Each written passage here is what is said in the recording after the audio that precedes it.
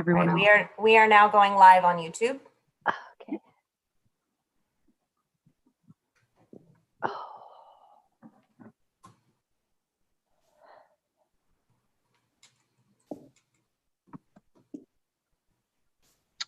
All right, welcome to the Natomas Charter School Board of Directors meeting for January. I will open our meeting at 5:34 p.m. Call to order and establish our quorum. Roll call. Karen Harding Davis. Here. Sean King. Here. Gina Lee. Gina, are you here? Haven't seen her yet. Okay, we can come back. Maria Mejarado. Here. Preeti Merchant. I'm here. Jennifer Morgan, I am here. Shante Norton. Here. Advisors Jonathan Core. Here. Hi, John. Students Gavin. Here. Max. Here. Allie. Here. Excellent. Okay. Next up, let's see, hearing of the public for items on the closed session agenda. Anybody here from the public?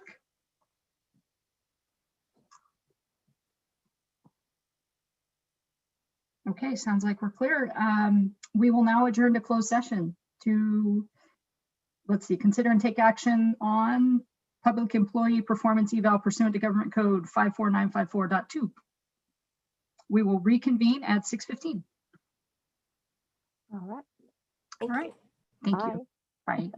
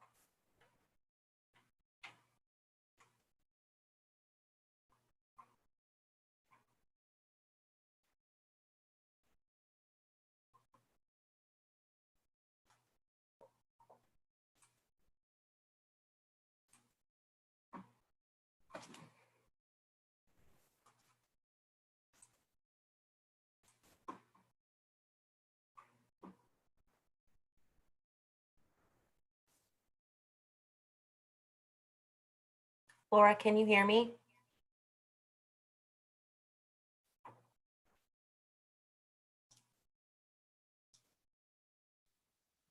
Can we hire Gavin pro bono just to set up all of our workspaces?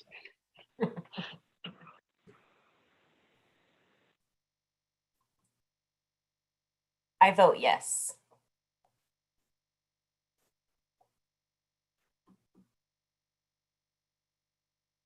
Means it's official, right? Uh,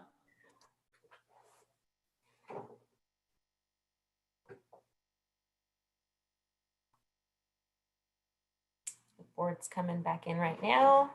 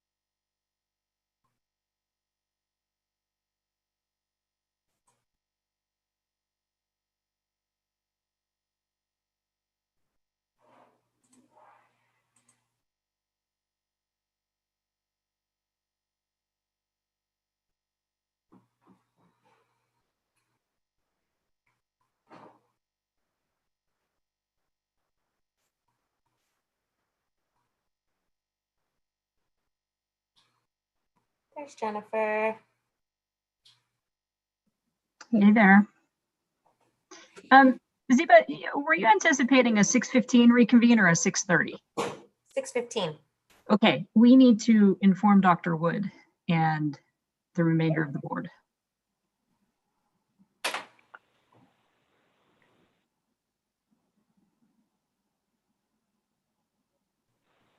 Sean's here. Excellent. Hi, Sean. Hey,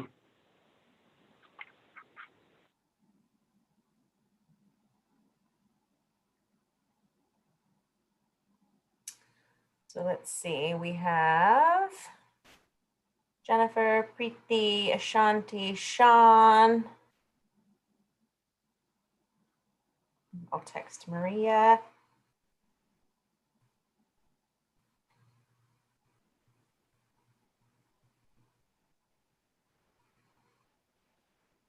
There's Dr. Wood. Sorry about that. I got all excited about having time for a restroom break. And now all of YouTube knows. Okay.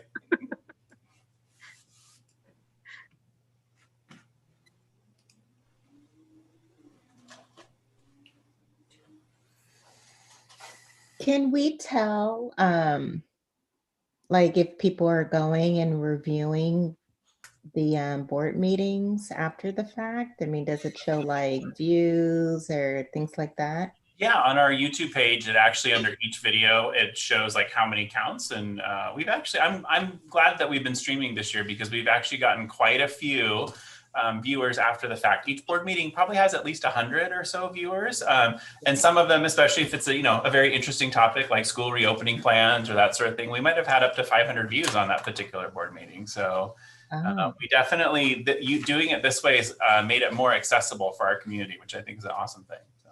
Well, now I feel the pressure to step up like my sweater game or something. It used to just be us. I know Priti's got the fancy background now. And Step up your sweater. You game, don't need to Mike. see all my books in the back, you know. Clean sweep.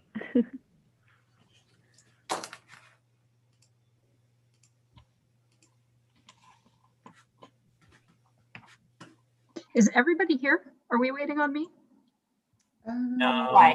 We don't quite have a quorum yet, it looks like. I'm counting right now. I misspoke and said 6:30 and it was really 6:15. That is my fault.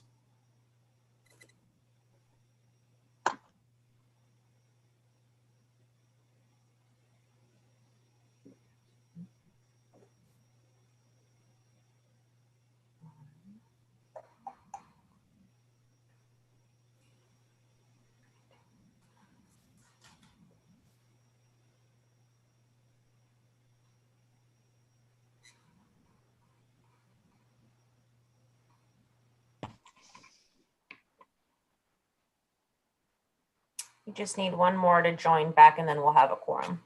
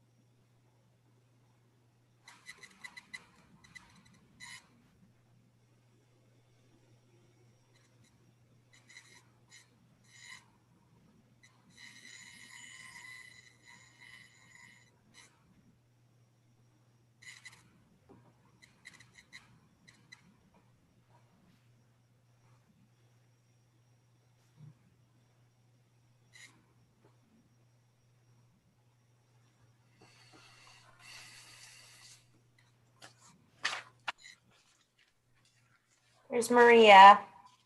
We have a quorum. Okay, do we, we're waiting on John and Karen, is that correct? Sean, oh, John. John quorum. Yes, we don't have John. And I did text Karen, but I haven't heard back from her yet. We are 5 minutes from 6:30, so it's up to you, Jennifer. Well, I say we can go ahead and reconvene, and I trust Karen will be here in a few minutes, especially if we have the quorum. I don't want to hold anybody up. Great.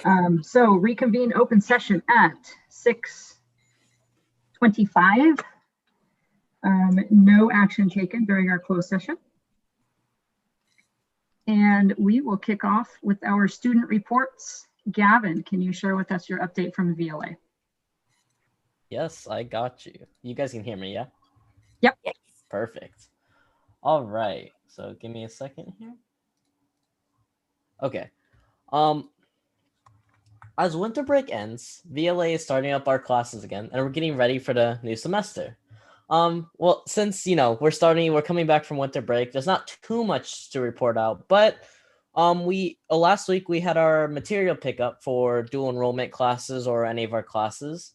For starting this semester, we have a few dual enrollment classes, which is English 302, Anthropology 310, and Music 308. And we should be starting these next week. Leadership is also preparing to host an event soon to kick off the new semester, and the teaching staff have been working on a semester one's award ceremony. Overall, VLA is just preparing for the new semester. And that's about it. Perfect. Make sure to let us know about the award ceremony in the event any of us are able to attend. Oh yeah, for sure. All right.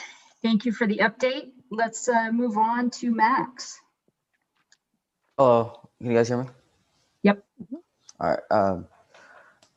We just came back from winter break, so there's not too much going on. But we are starting our iReady testing to see how we have grown in these past months, and we are still learning new things in each of our classes.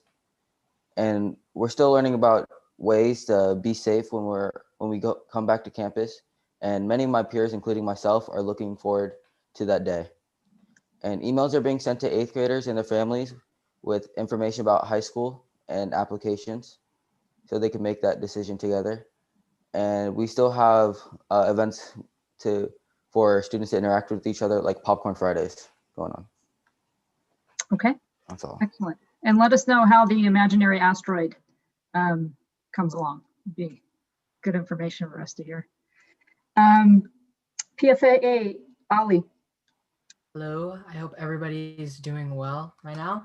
To start off with the obvious, that's been said before, it's the end of semester 2, but I feel that this is a bit more significant for the end of a semester because, we've gone through an entire semester now purely on distance learning, which I think is a really big accomplishment given, how the year started and how everything has gone up to this point. So I think lots of students were, looking at that end of the semester a lot more differently than how it normally would be, really. And with the new semester, there was a new schedule for the distance and hybrid learning. A lot of new challenges that came with this. So I think that a majority of the beginning of the semester was really where students were trying to rework their daily schedules and kind of finding their flow throughout the days with these changes. And there was I asked around, there was a fairly neutral response, I would say, to the new schedule. It felt really like most students were okay with it, and then some students were not okay with it. There wasn't really that gray area with it. But we did get a little bit of a change with flex time. And I know like a lot of students were happy with that because it was 10 minutes more to eat lunch and all that kind of stuff. So people really utilized that time. So it was really nice because it felt like we were being heard, really. So yeah. And then with the new year, there was a new Schoology format, and it was really trying to bring some consistency between classes because more often than not last year, you would see really kind of staggered Schoology formats. One teacher had it this way and another teacher was doing it this way, but I think that they're really trying to work on that to give students an easier time navigating. And then besides that, clubs are starting to meet again. A lot of people, including ASB, are starting to plan events with the idea of students being in hybrid and distance learning at the same time. We're looking forward to a multicultural week or a spirit week, and we're planning all these events in hopes that we'll have at least, some of the students on campus and some of the students at home. So that has been a little bit of a challenge. And finally, there's going to be a class meeting on February 10th, which is the first class meeting, I believe, for the entire year, really. So we don't really know what there is to expect. We just know that there's going to be a bunch of activities. So we're all looking forward to that. So yeah, those are the updates. Excellent. Thank you, all three of you. Any questions for our students? Okay, thank you guys for the student reports. With that, I invite you to stay or go ahead and do your homework.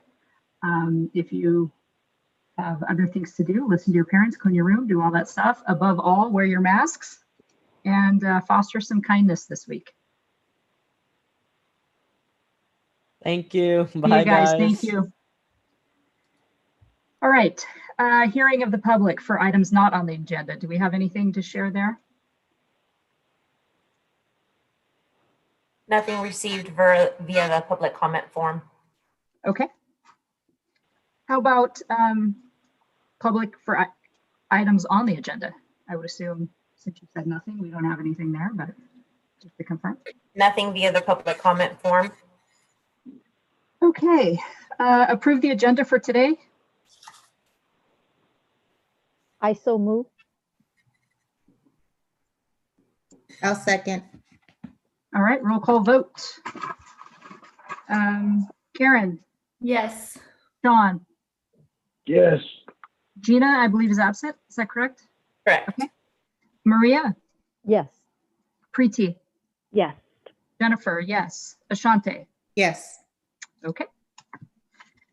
Moving along, consent items. We have approved personnel changes and then approve the December 14th board meeting minutes. May I have a motion? I motion to approve those minutes. I'll second. Okay, roll call vote. Karen, Yes. Sean, Yes. Maria, Yes. Preeti, Yes. Jennifer, I'm going to abstain, and Ashante. Yes. Okay. Moving on, let's see, enrollment update from Dr. Wood. So in your packet tonight, you'll see our enrollment update as of the end of the 2020 calendar year. If you look down the numbers, you can see we're pretty much full or a little bit above full from our adopted budget across all academies. The most notable increases being PFA has about 11 more students, and VLA has 19 additional students. So enrollment still continues to remain strong. Related to this, right now we are in open enrollment season for the upcoming school year. Both PACT and VLA have a significant amount of families applying to remain on independent study as they're thinking about next school year. And then STAR, Leading Edge, and PFA, it was a little slow when we first initially launched in the end of November, beginning of December, but it's starting to pick up, I think, as families are starting to make plans for next year. And interestingly, we're actually getting quite a few families from outside of Sacramento contacting us, mentioning that they're looking at relocating to the Sacramento area, largely from the Bay Area. And so looking at schools for their children for the upcoming school year. So it's going to be a little bit of a different application year, I think, than years in the past. Difference is something we're all very familiar with the COVID here. So that will continue to be the same for application enrollment. All right, thank you. Dr. Wood, it wouldn't be a meeting this year without a COVID update. No, that makes it special here. So let me share my screen if it will pop up. This is interesting. All right, one moment. There we go. All right, so with any luck, you see our COVID-19 update slides. Thumbs up from the board members. Thank you. Okay, good. It's working. All right, so it's our COVID-19 update for January. So, we continue to work through our 4-stage flexible plan for learning. Right now, we, between Thanksgiving and Christmas, we went a little bit back to full-time distance learning. And we stayed that way for the 2 weeks after the new year. And now we're getting ready for our in-person support hubs to resume the week of January 25th. So, what drives our ability to have kids on campus is our COVID-19 cases in Sacramento County. As you can see from this graphic here, unfortunately, it kind of continues to get darker purple, not less purple. So we're currently hovering around, the mid 40s in terms of cases per 100,000 residents each week.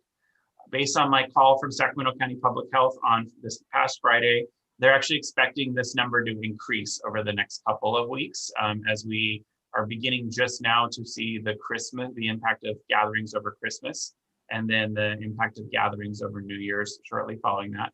The thing I want to really kind of point out on this graph, and we'll talk about a little bit more in a couple of slides, is the red zone is when middle and high schools can reopen. So the idea is that we have to be under 7 cases per 100,000 residents in order for middle and high schools to be able to reopen. So we really do need the community to do their part. The wearing masks, limiting social gatherings, staying home to the greatest extent possible is critically important for being able to open up schools.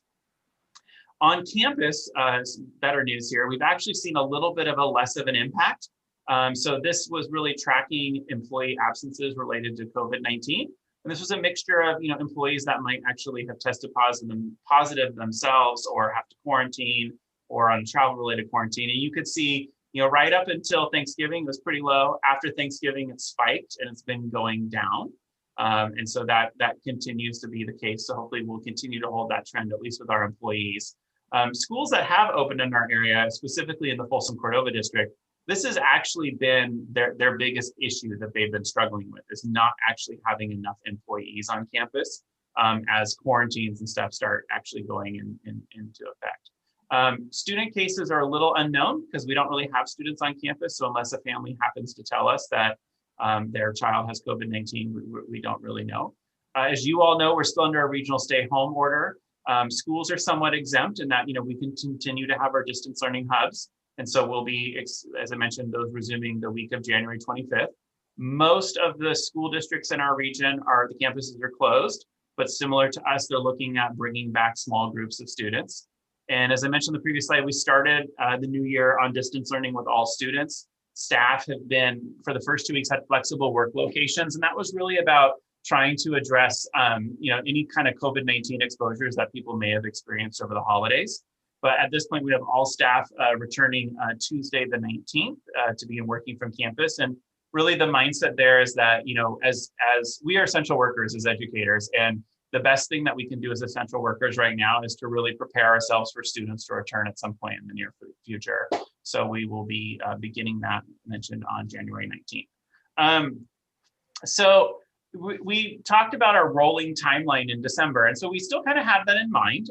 The idea is that, once the county returns to the red tier, we would establish some dates, and approximately 2 weeks later, students would be resuming the campus. So this is the graphic that we shared at the December board meeting that, if hypothetically the county was able to get back to the red tier by February 8th, then we might be looking at having students back on campus on February 22nd, with some time built in for students to come visit campus as part of our early hybrid days. But as we talked about in December, this is very dependent on what people are actually doing in our community.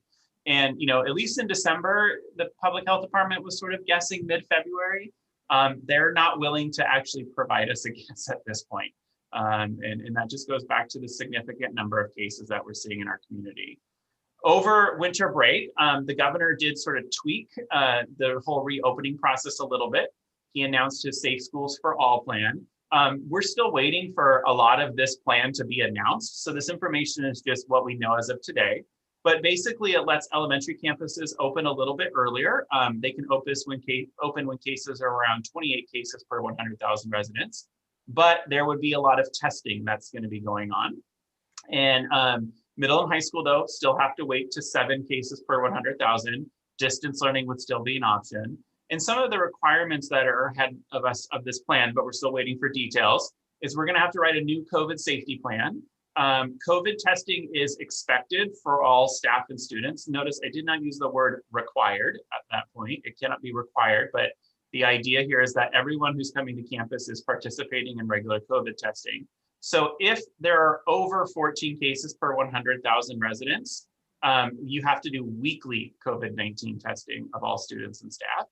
And when the cases are below 14 cases per 100,000 residents, it becomes bi-weekly, so every other week. Face masks are required for all students and staff, and you have to have all your COVID-19 protocols in place. The governor is proposing to provide some additional financial support to make this happen. So it would be approximately an additional $450 per student available in the 2021 calendar year. It would have to be spent by December 31st. Additional masks, really, the PPE for employees, and also prioritizing educators as phase 1B for vaccines. We're currently in phase 1A, and based on what Sacramento County Public Health is sharing with us, it actually looks like teachers in Sacramento County may be able to get vaccinated as early as the month of February. That's what we're kind of hearing is the tentative schedule at this point. And I said teachers, that really let me stand corrected. It's really all individuals, all employees who work on our campuses. So custodians, campus monitors, cafeteria workers, teachers, administrators, all of those individuals qualify for that phase 1B vaccination. There are still a lot of questions remaining though from this plan. First of all, who's coordinating and paying for testing? We're under the assumption that that is the schools right now. There's a conversation going on in Sacramento County at a county-wide level about how could we coordinate testing on a county level, just because we don't all need to go out and apply tests and try to figure this out individually. Also some questions about what type of tests do we need to use? Do the rapid test counters have to be the antigen PCR test? What happens if a student or staff member refuses to test? Are we supposed to exclude them from school? We think the answer is no, but we're not sure. Would staff be all vaccinated before reopening? In the news, we're also hearing about this new variant, and how does the new variant play into all of this? And there are pieces of this that require legislative approval, specifically the additional funding. So we're going to be in a little bit of a planning and kind of waiting phase kind of moving forward. And kind of to close out, this is graphic. So we're currently at 47.2 cases per 100,000 residents, and it's actually projected to go up in the next couple of weeks.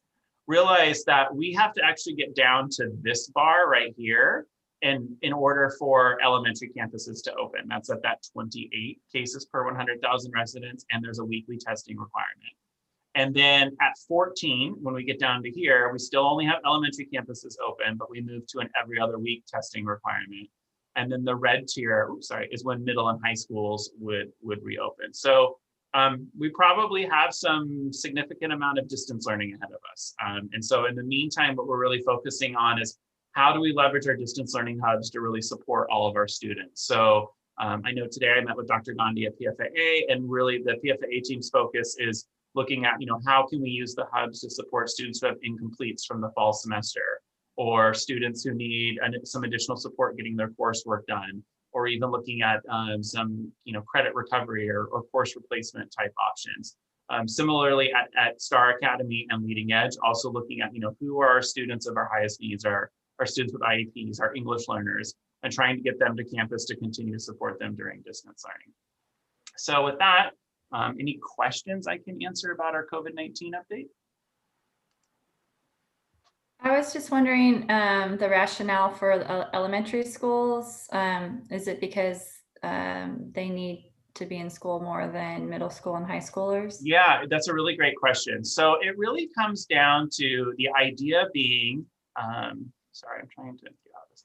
Stop share, that's what I'm looking for. It really comes down to the idea being that our K-2 students really, potentially need to be at school more often, especially for reading instruction, socialization, working parents needing support with daycare, whereas our middle and high school students are able to be more independent. So there's a developmental aspect to it.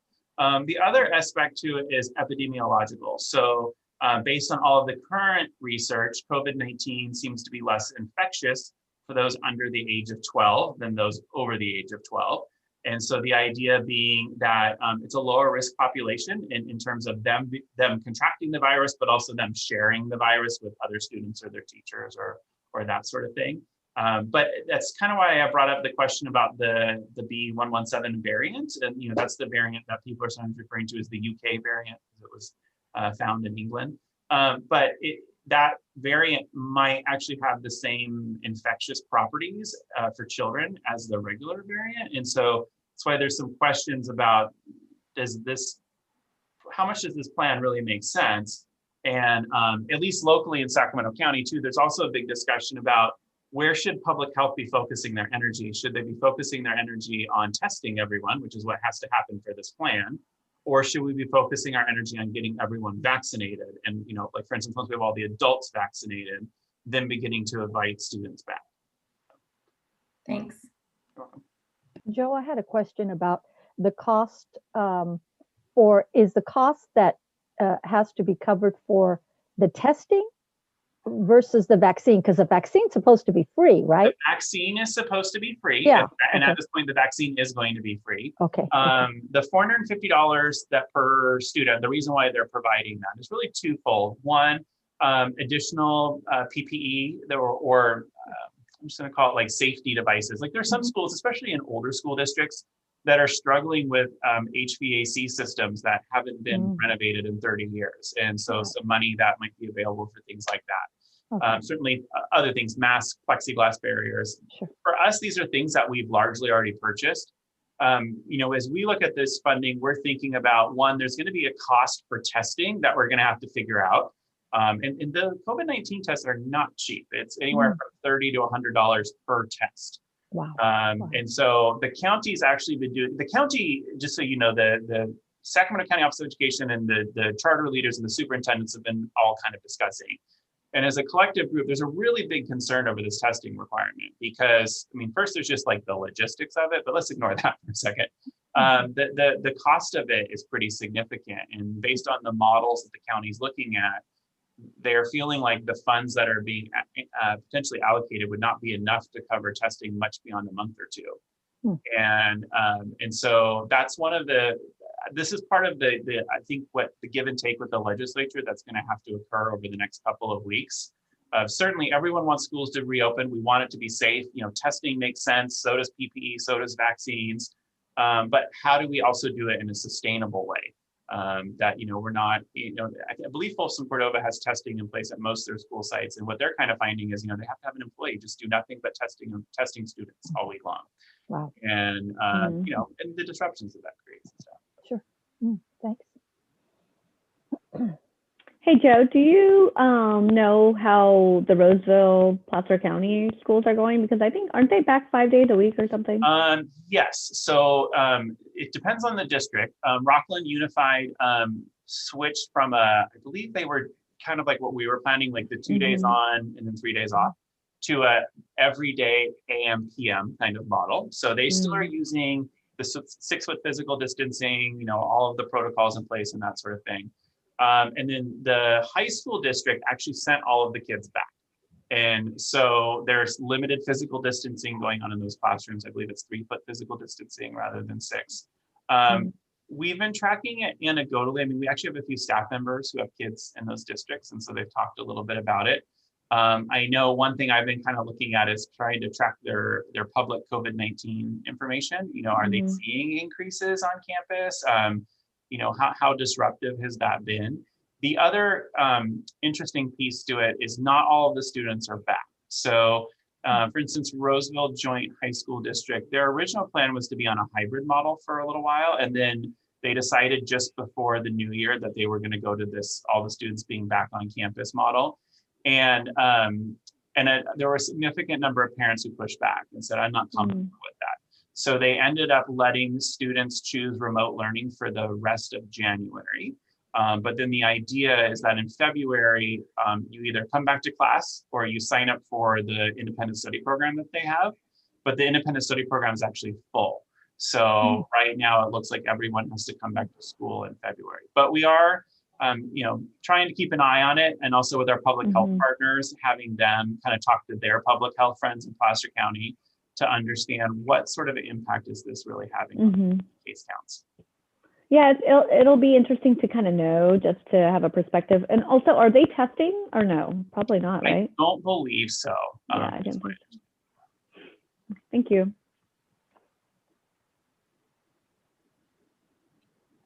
All right. Questions? All right. Planning for charter renewal, Dr. Wood.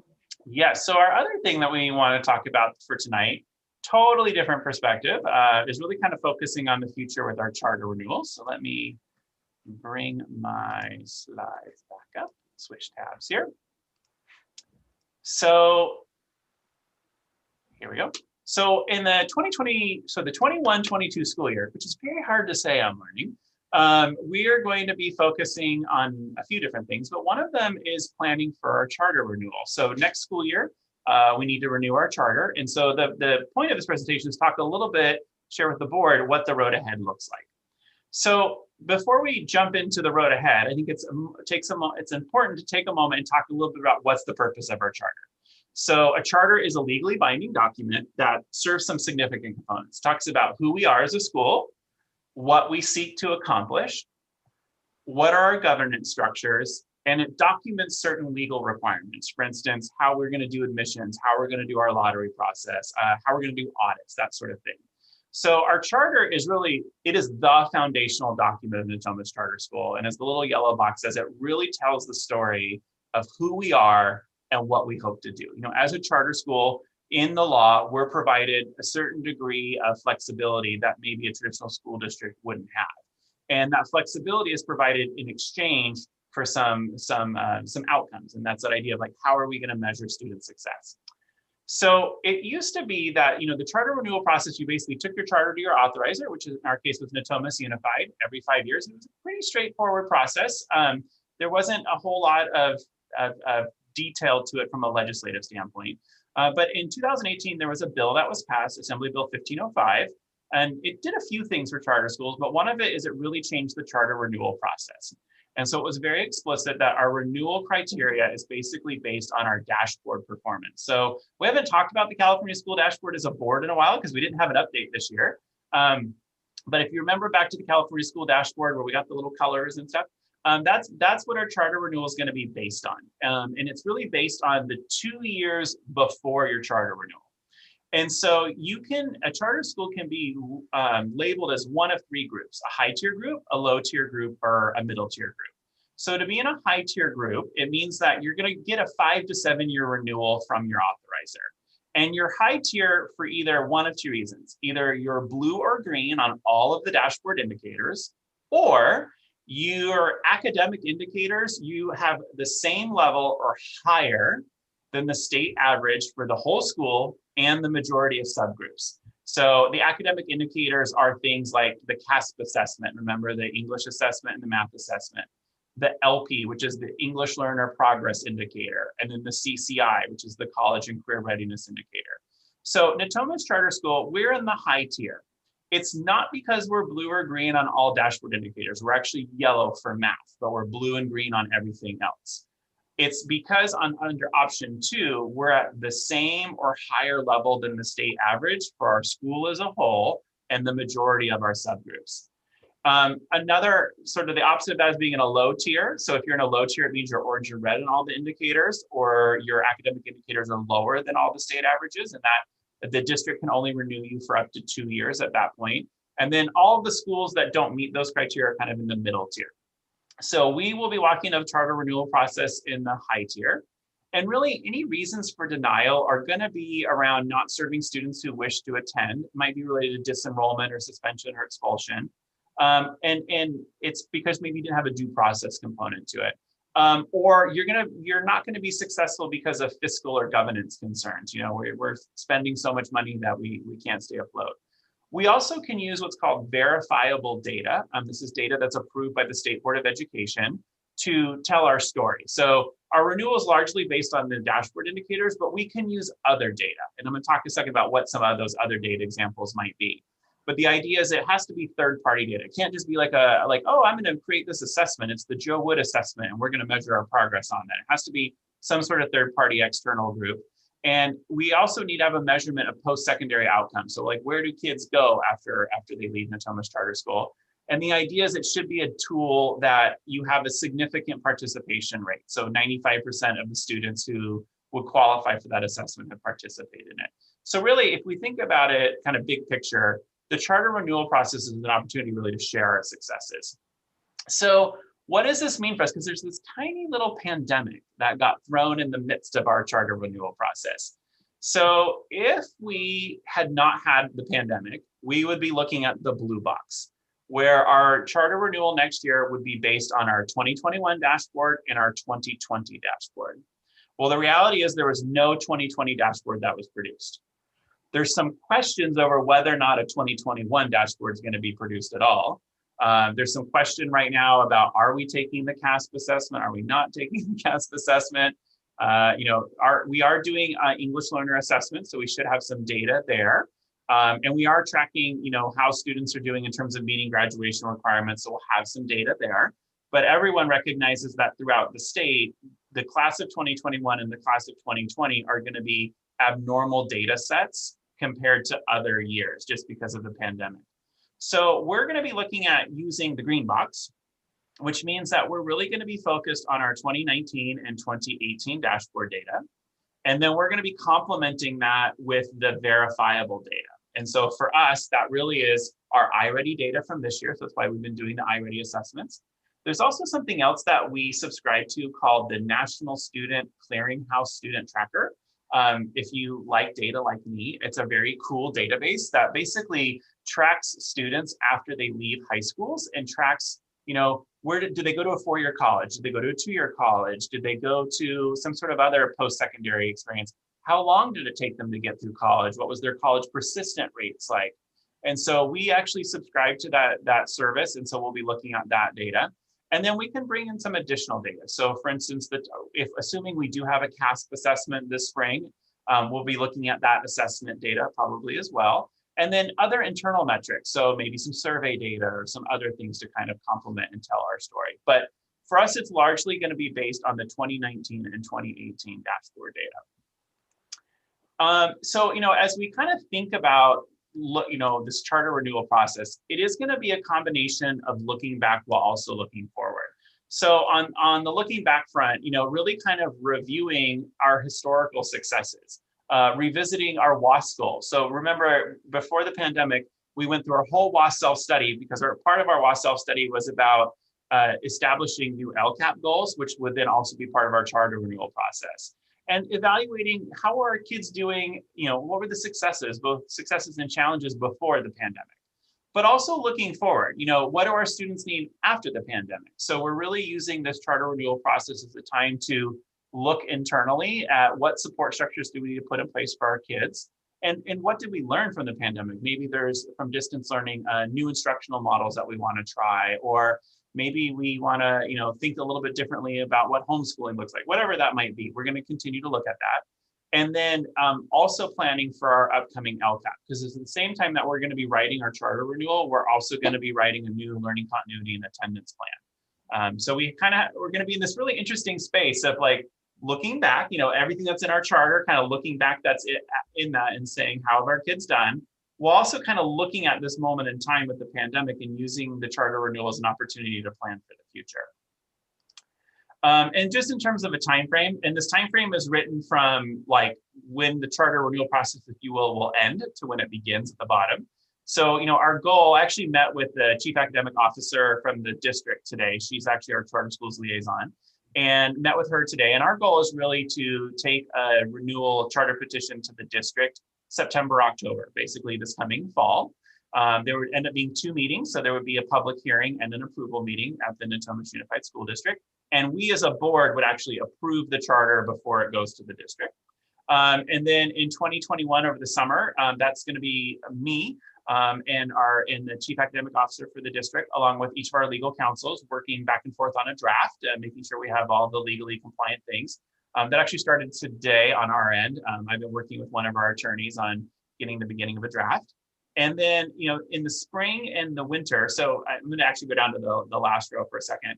Next week is our first staff development day, our January staff development day. And what we're really focusing on is revisiting, who we are as a school, looking at our data, how are the kids doing, looking at our curriculum, who's represented in our curriculum, who's missing, what work do we need to do in that area? And then also looking at things like universal design for learning. How do we have solid instructional practices in place? So we're doing that, and we're using it as an opportunity to really kind of talk with our staff about our charter and who we are as a school and what we need to do moving forward. So we're going to do a little bit of a reflective conversation, if you will, January through March, looking at data, and then using that information to really develop plans for the future. So, at a school-wide level, it's really Addie, Laura, Anita, and I probably looking at our WASC goals and our current data, and does that still make sense at a school-wide level? While the coordinators are going to be developing plans specifically to their academy. What do we need to do moving forward? And we're using that information, those plans, to build our charter petition. So with that, questions that I can answer for the group?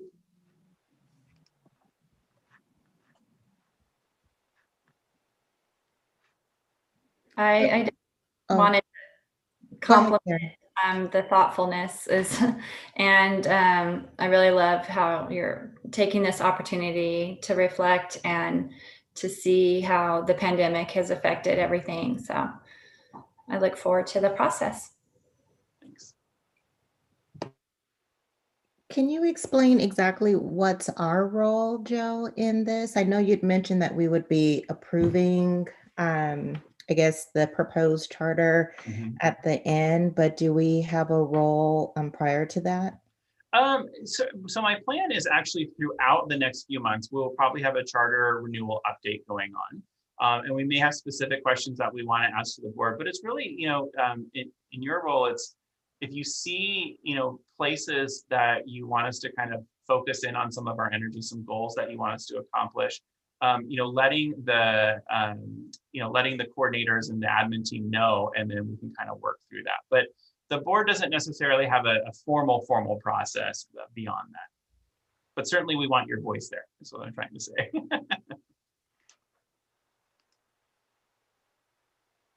And then can you just remind me a little bit about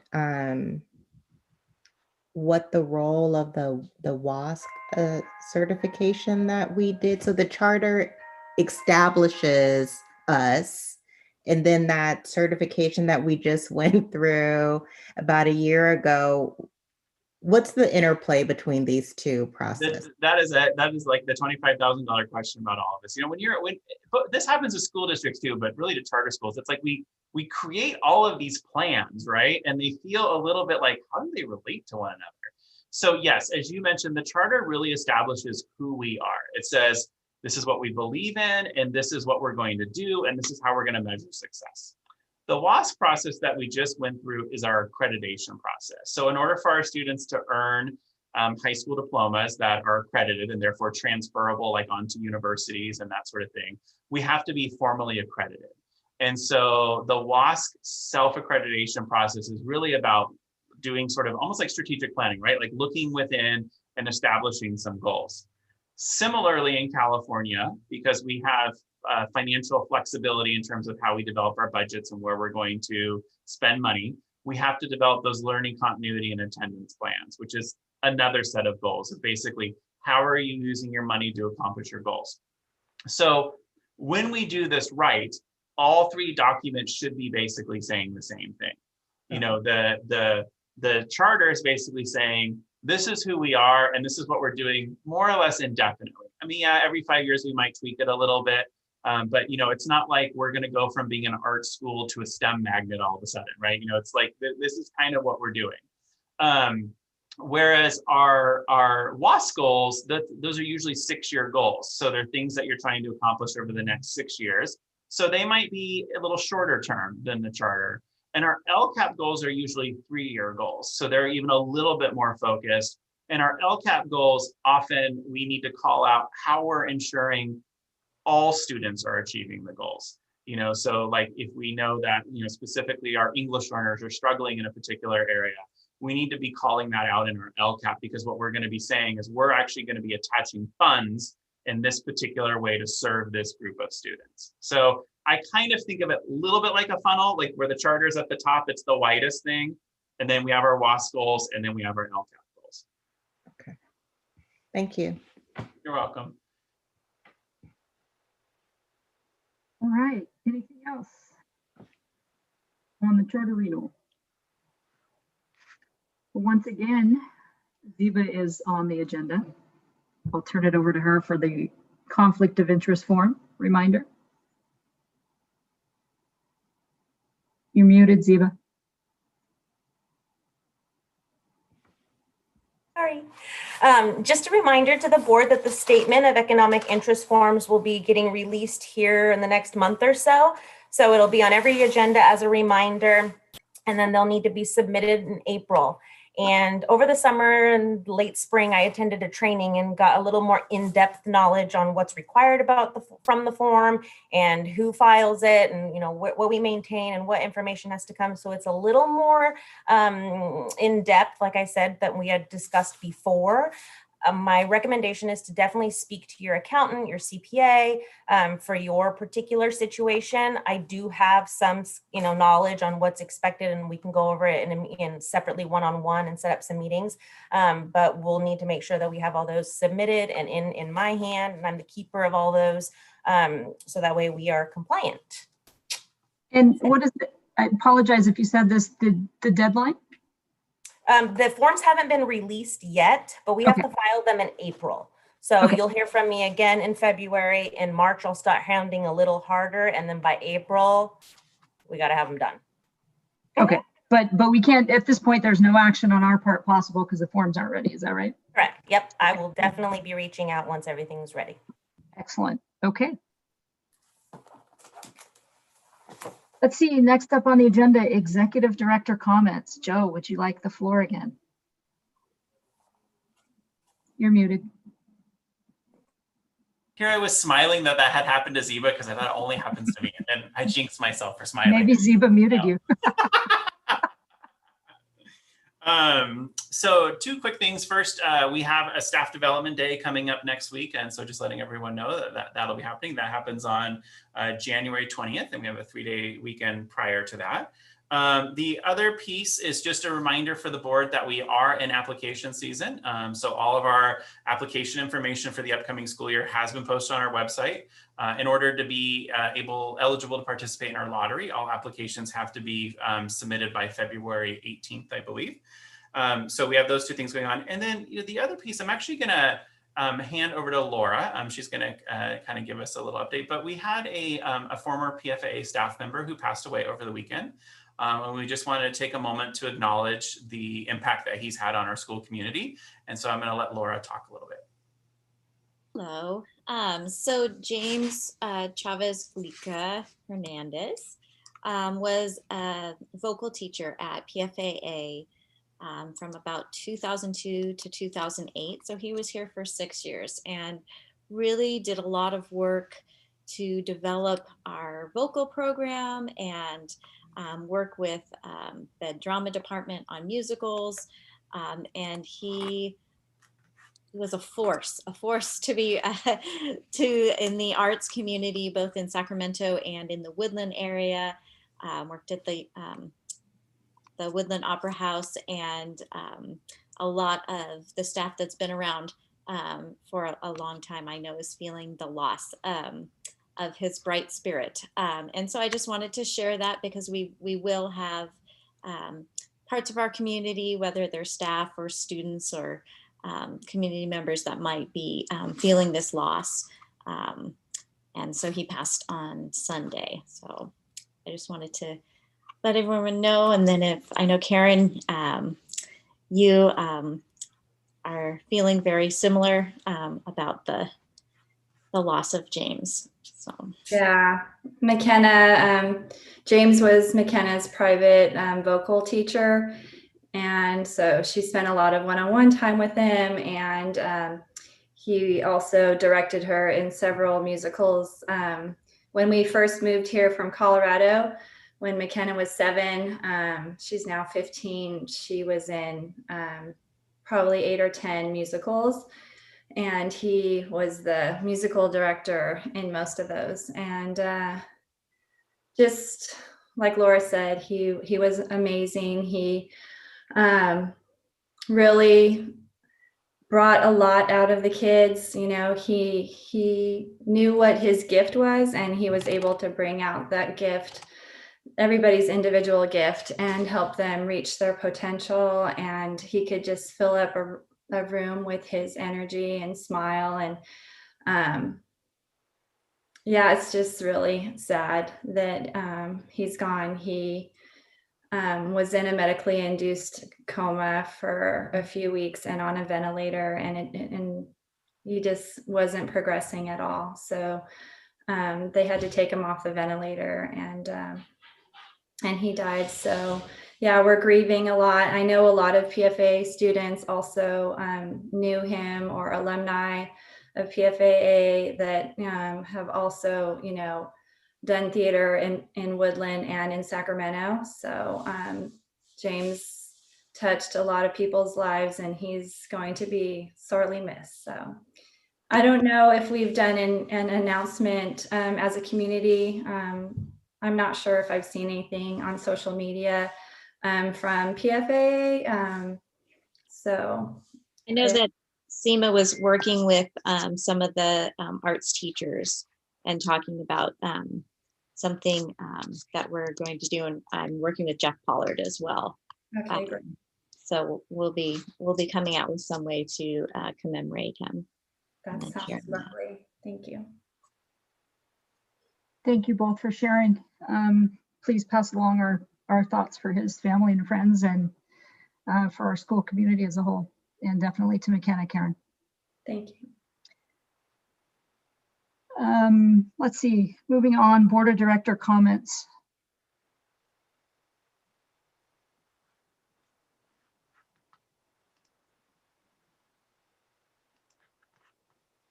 I think after that news, I think I can recommend we just hug our people and wear your masks. Yes.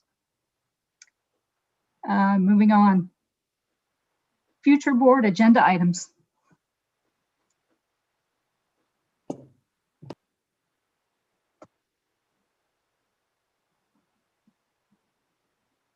Okay. If there's nothing else, I can adjourn the meeting. Any other comments? All right. Thanks, everybody. Be safe, stay healthy, and we'll see you next month. Same time, same place. Thank you. Yes. Adjourn the meeting at, thank you, 7:11.